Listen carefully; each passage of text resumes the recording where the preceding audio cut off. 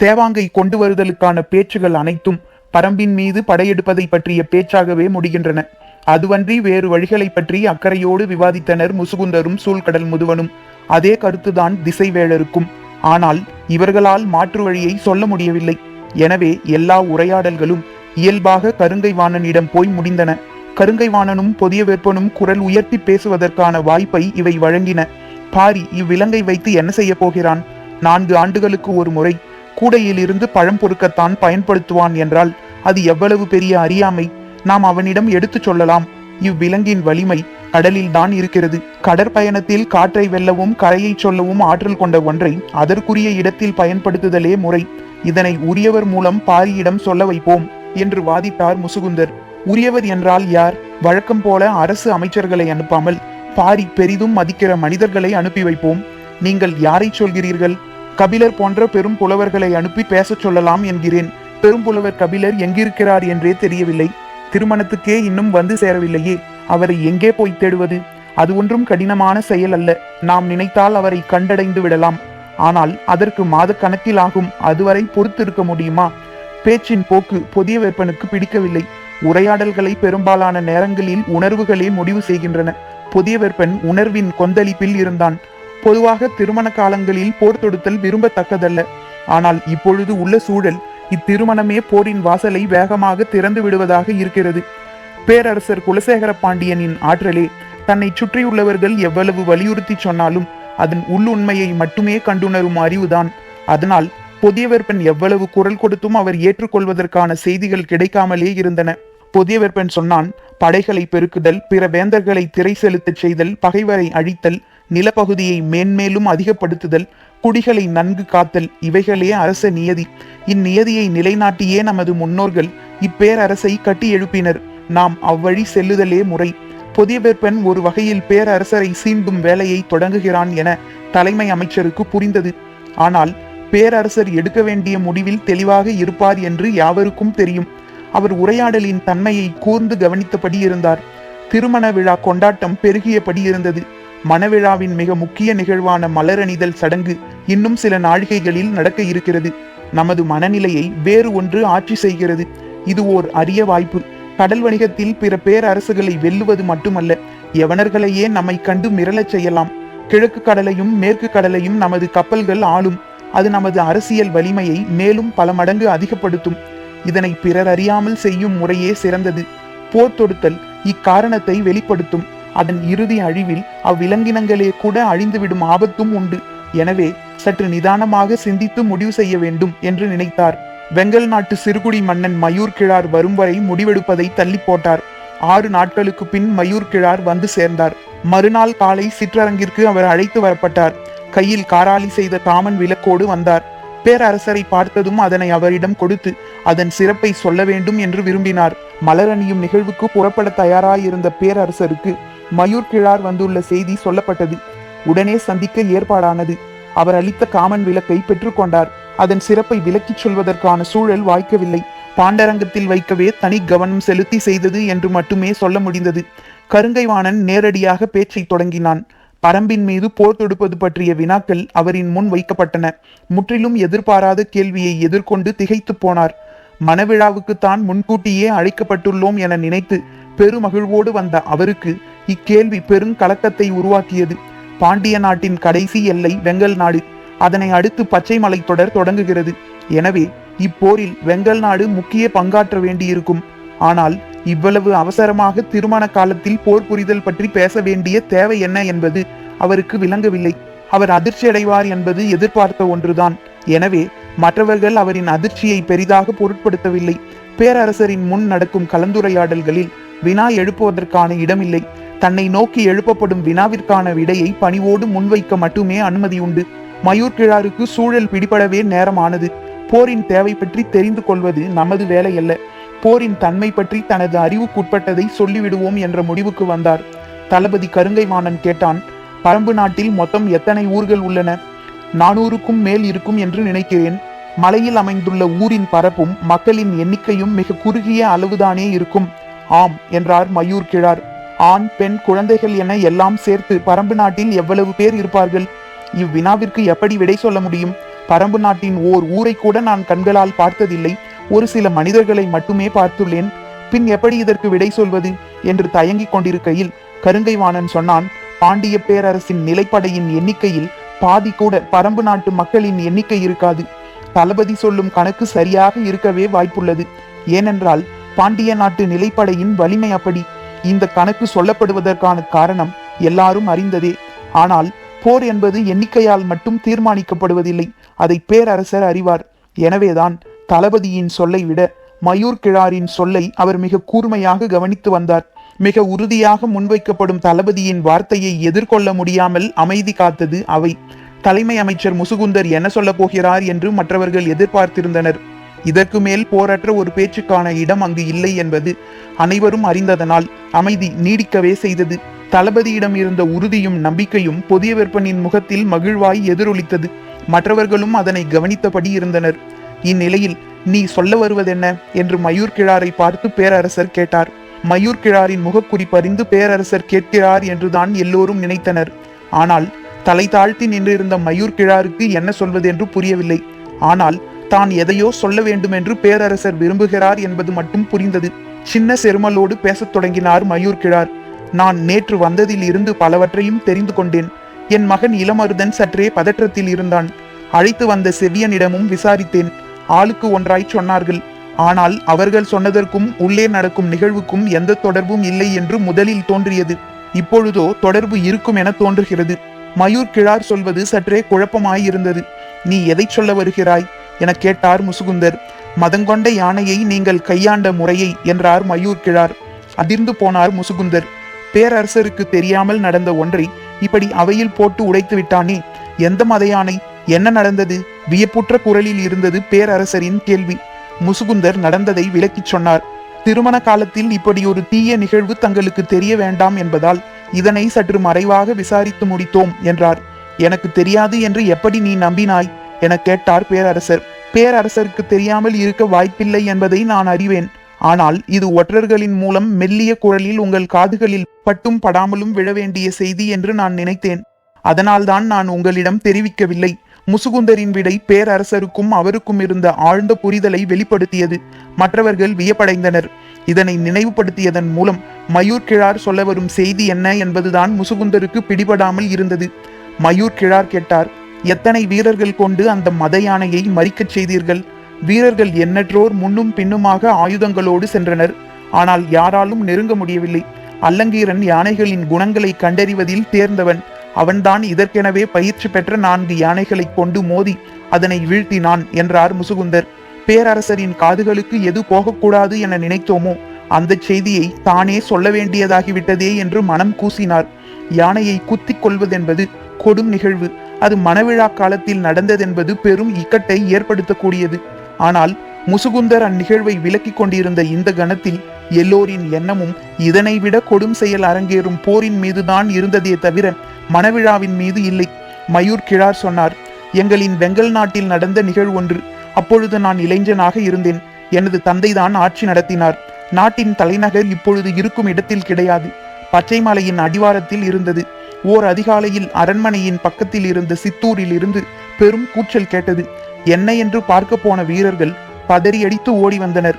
மத யானை ஒன்று ஊருக்குள் புகுந்து விட்டது. கட்டடங்களை முட்டிச் சாய்க்கவும் மரங்களை பிடுங்கி எரியவுமாக இருக்கிறது என்றனர். தந்தை உடனே வீரர்களை அழைத்து கொண்டு அவ்விடம் சென்றார். நானும் உடன் சென்றேன். என் வாழ்வில் மறக்க முடியாத நாள் அது. அந்த யானையின் உயரமும் ஆவேசமும் இன்னும் என் மனக்கண்ணை விட்டு அகலவில்லை. அவ்வளவு ஆத்திரம் கொண்ட யானையை இன்று வரை நான் பார்த்ததில்லை. மத யானை முட்டி மரம் சாய்வதைத்தான் நான் கேள்விப்பட்டுள்ளேன். ஆனால் முட்டிய வேகத்தில் பெரும் மரங்கள் கூட நொறுங்கிச் சரிந்ததை அன்றுதான் பார்த்தேன்.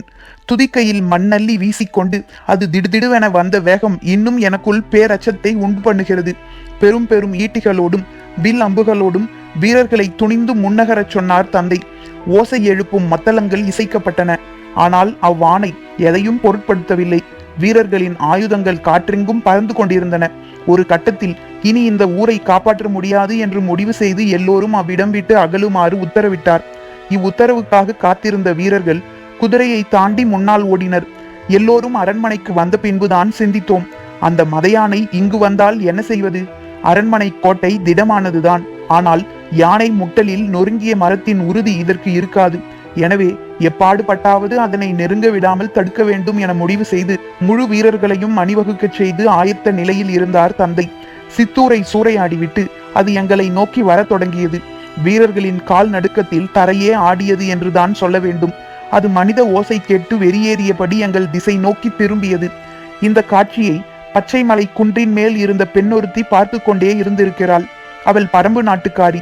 சித்தூரை சூறையாடிய யானை அடுத்துள்ள பெரிய ஊரினை நோக்கி நடக்கத் தொடங்கியதும் அவளுக்கு கவலை அதிகமாகியுள்ளது. ஏனென்றால் இங்கு மக்கள் கூட்டம் அதிகம், இழப்பு அதிகமாகிவிடும் என்று முடிவு செய்து அவள் வேக வேகமாக குன்றினை விட்டு கீழ் இறங்கி இருக்கிறாள். எங்களின் கண்களுக்கு எதிரே நிலம் நடுங்க பிளிரியபடி யானை வந்து கொண்டிருந்தது. நாங்கள் உருவாக்கிய தடுப்புகள் காற்றில் பறந்து கொண்டிருந்தன. எத்தனை வீரர்கள் தூக்கி வீசப்பட்டார்கள் என்று தெரியவில்லை. ஆனால் அவையெல்லாம் அதனுடைய போக்கினை மறிக்க எந்த தடையையும் ஏற்படுத்தவில்லை. மதயானை ஓரிடத்தில் இருந்து நகரும் போது 4 திசையிலும் சம அளவிலான அழிவினை ஏற்படுத்தியபடியே நகரக்கூடியது. வீடுகள் இடிந்து சரிந்து நொறுங்கிக் கொண்டிருந்தன. ஒரு கட்டத்திற்கு பின் நாய்கள் குறைப்பொலியை முழுமுற்றாக நிறுத்தின. அதன் பின் எங்களின் அச்சம் பல மடங்கு அதிகமானது. நாங்கள் அரண்மனைக்குள் நுழைந்து கோட்டை கதவினை தாழிட்டோம். அதன் வேகத்துக்கு ஈடு கொடுக்கக்கூடிய வலிமை இங்குள்ள எந்த கட்டுமானத்துக்கும் இல்லை என்பதை எல்லோரும் உணர்ந்தோம். ஆனாலும் அரண்மனைக்குள் அண்டுவதை தவிர வேறு வழியில்லை. நான் கோட்டையின் மேலேறி தந்தையின் அருகில் நின்று பார்த்தேன். செம்மண் குலைத்து கட்டப்பட்ட கோட்டை சுவர் அதன் கண்களை உறுத்துவதாக இருந்திருக்க வேண்டும். அது வேகமாக கோட்டையை நோக்கி வந்து கொண்டிருந்தது. மேலிருந்து பார்த்து கொண்டிருந்தவர்களின் கூக்குரல் வானம் தொட்டது. அப்பொழுதுதான் இடப்புற மலையடிவாரத்தில் இருந்து ஒரு பெண் கோட்டையை நோக்கி வருவதை பார்த்தேன். அவள் வேக வேகமாக வந்து கொண்டிருந்தாள். மதயானை ஒன்று எதிர் திசையில் வந்து கொண்டிருக்கிறது. அதனை அறியாது பெண் ஒருத்தி வந்து கொண்டிருக்கிறாளே என்று பதறினேன். அவளோ எதனையும் பொருட்படுத்தாமல் வந்து கொண்டிருந்தாள். தனது குழந்தையை பின்புறம் முதுகோடு சேர்த்து மேல் துணியால் கட்டியிருந்ததும் தெரிந்தது. நெருங்கி வர வர மதயானையின் பிளிரல் பேரச்சம் தருவதாக இருந்தது. என்ன நடக்கப் போகிறதோ என்ற அச்சத்தால் நாங்கள் உறைந்து போயிருந்தோம். ஆனால் எவ்வித அச்ச உணர்வும் இன்றி அவள் எதிரில் நடந்து வந்து கொண்டிருந்தாள். முதுகுப்புறம் இருந்த குழந்தை அழுதிருக்க வேண்டும். முன்புறம் போட்டு மார்பில் பால் குடிப்பதற்கு ஏற்ப துணியை குழந்தையோடு இருக்க கட்டினாள். ஆனாலும் அவள் நடையின் வேகம் குறைந்த பாடில்லை. அவள் கையில் ஏதோ ஒரு செடி ஒன்றை வைத்திருப்பது மட்டும் தொலைவில் இருந்து பார்க்கும் பொழுது தெரிந்தது. அவள் அரண்மனை வாசல் நோக்கி உதவி கேட்டு வருகிறாள் என்றுதான் முதலில் நினைத்தேன். அவளோ இப்பக்கம் வராமல் மதயானை வந்து கொண்டிருக்கும் திசை நோக்கி போனாள். மேலே இருந்து பார்த்து கொண்டிருந்த எங்களால் அக்காட்சியை நம்பவே முடியவில்லை. என்ன ஆனது இந்த பெண்ணுக்கு? தன்னந்தனியாக மதயானையை நோக்கி போகிறாளே என்று அஞ்சினோம். பெரும் படையையே சிதறடித்த வெறி கொண்ட அந்த யானையை நோக்கி சிறிதும் அச்சமின்றி அவள் போய்க் கொண்டிருந்தாள். ஏதோ நடக்கப் போகிறது என்பது மட்டும் எங்களுக்கு தெரிந்தது. நாங்கள் இமைக்காமல் பார்த்து கொண்டிருந்தோம். அவள் கைகளில் இருந்த செடியை நீட்டியபடி மதயானையை நெருங்கிக் கொண்டிருந்தாள். அவளின் வேகம் அதிகமானபடி இருந்தது. மதயானையின் வேகம் குறைவது போல் இருந்தது. நாங்கள் உற்று பார்த்து கொண்டிருந்தோம். அதன் பிறகு நடந்தவைகளை எங்கள் வாழ்நாளில் மறக்க முடியாது. அத்தனை 100 வீரர்களை வீசி எறிந்து குத்தீட்டிகளையும் வேல் கம்புகளையும் சிதறடித்து எதிரில் பட்டதையெல்லாம் முட்டித் தள்ளி மண்ணோடு மண்ணாக்கிய அந்த மதயானை மேய்ப்பனின் முன் பணியும் கிடையாடு போல அவளின் சொல் கேட்டு பணிந்தது. அந்த இலையின் வாசனையை நுகர நுகர அதன் மதம் ஒடுங்கி பின்னகரத் தொடங்கியது. அவள் தன்னந்தனியாக சிறு குச்சியை கொண்டு விரட்டுவதைப் போல யானையை விரட்டி கொண்டு மலையிலே ஏற்றிவிட்டாள். எங்களின் உயிரச்சம் களைய நீண்ட பொழுதானது. நாங்கள் கோட்டை கதவை திறந்து அவளை நோக்கி ஓடினோம். அவள் மலைக்குள் போவதற்குள் அவளை சென்றடைந்தோம். பால் குடித்து முடித்த குழந்தையை பின் தோளிலே போட்டாள். எனது தந்தை கண்ணீர் மல்க அவளை வணங்கினார். பல 100 பேரின் உயிர் காத்த தேவி நீ என்றார். அவள் மறுமொழி ஏதும் சொல்லவில்லை. அவள் கையில் இருந்தது கரந்தை செடி என்பது மட்டும் தெரிந்தது. ஆனால் கரந்தையில் எண்ணற்ற வகையுண்டு. அது எந்த வகை கரந்தை என்பது இன்று வரை எனக்கு தெரியவில்லை. அந்த சூழலில் அவளிடம் அதனை கேட்கவும் முடியாது. கேட்டாலும் பரம்பின் மக்கள் பகிர்ந்து கொள்ள மாட்டார்கள் என்பது தெரியும். எங்களை காத்தருளிய அவளுக்கு ஏதாவது செய்ய வேண்டும் என்று தந்தை துடித்தார். அவள் எதனையும் ஏற்றுக்கொள்ளவில்லை. எங்களின் உயிரை காப்பாற்றிய அவளின் காலடியில் பணிந்து பரம்புக்கும் பரம்பின் மக்களுக்கும் எதிராக சிறு தீங்கும் நாங்கள் என்றும் செய்ய மாட்டோம் என்றார் தந்தை. மயூர் கிழார் சொன்ன கதையை அவை மிக கவனமாக கேட்டது. போருக்கான கருத்தை கேட்ட பேரரசரிடம் நான் கருத்தை மட்டுமே வழங்க முடியும், போரிலே பங்கெடுக்க முடியாது என்று எவ்வளவு அழுத்தமாக சொல்ல முடிந்தது மயூர் கிழாரால். வயதும் பட்டறிவும் கொண்ட மூத்த மனிதர்கள் இக்கட்டான சூழலில் எவ்வளவு நுட்பமாக செயல்படுகிறார்கள் என்பதை எண்ணி மனதுக்குள் வியந்தார் முசுகுந்தர். அவையில் நீடித்த அமைதி கலைய நேரமானது. இவ்வமைதி அவ்வளவு நேரம் வாதிட்ட தளபதி கருங்கைவாணனின் கருத்துக்கு எதிரானதாக உருத்திரண்டிருந்தது. எனவே அதனை உடைக்க வேண்டிய பொறுப்பும் தளபதியையே சார்ந்தது. போரிலே பங்கெடுக்க மாட்டேன் என்பதை சொல்லத்தான் இங்கு வந்தீர்களா? கருங்கைவாணனின் வினாவிற்கு சற்றும் இடைவெளியின்றி மயூர் கிழார் விடை சொன்னார். இல்லை, அதற்கு இவ்வளவு விரிவான கதையை நான் சொல்ல வேண்டியதில்லை. என் தந்தை அளித்த வாக்குறுதியை மட்டும் சொன்னாலே போதுமே. வேறென்ன சொல்ல வந்தீர்கள்? நீங்கள் சொன்ன கணக்கு தவறானது என்று சொல்ல வந்தேன். தளபதிக்கு புரியவில்லை, மற்றவர்களுக்கும் புரியவில்லை. விளக்கமாக சொல்லுங்கள் என்றனர். ஒரு பேரரசுக்கு மதங்கொண்ட யானையை அடக்க பல 100 வீரர்களும் பயிற்சி கொண்ட 4 யானைகளும் காலமெல்லாம் யானைப்படையில் பணியாற்றிய கட்டுத்தறியின் பொறுப்பாளனும் தேவைப்பட்டுள்ளனர். ஆனால் பரம்பின் மக்களுக்கு அப்படி அல்ல. ஒரு பெண்ணும் கையில் ஒரு செடியும் இருந்தால் போதுமானதாக இருக்கிறது. அவள் ஒருத்தி. நீங்கள் சொன்ன இத்தனை 100 வீரர்களுக்கு சமம் என்றால் பரம்பில் இருக்கும் மக்களையும் செடி கொடிகளையும் கணக்கிட்டு நம் பேரரசில் இருக்கும் நிலைப்படை வீரர்களின் எண்ணிக்கையை சொல்லுங்கள் பார்ப்போம். மயூர் கிழார் எழுப்பிய வினாவை கேட்டு அவையின் நாவு துடிப்படங்கி ஒடுங்கியது. மற்ற நாடுகளின் ஆற்றல் அங்குள்ள வீரர்களை பொறுத்தது. ஆனால் பரம்பின் ஆற்றல் மனிதர்களை மட்டும் சார்ந்ததல்ல.